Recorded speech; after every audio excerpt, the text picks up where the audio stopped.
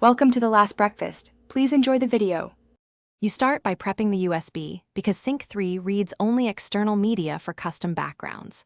Format the drive as FAT32, then export a 1024 by 600 pixel JPG. Name the file exactly Wallpaper, JPG, and place it in the root directory. Do not put it inside folders.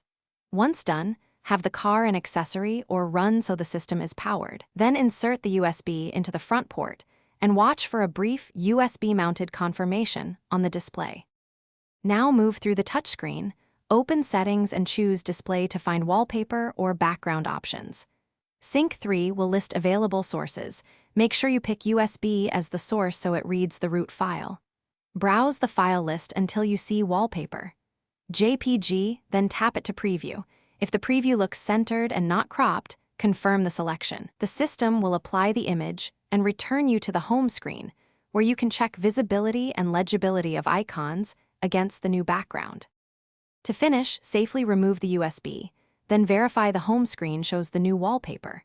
If it did not apply, reboot Sync 3 by holding the power button until it restarts, then reinsert the USB and repeat selection. If the image crops oddly, edit with larger safe margins and export again at 1024 x 600. Make sure the file name is exact. Should files not appear, reformat the drive to FAT32 and retry. Formatting often resolves read errors and makes Sync 3 recognize the wallpaper.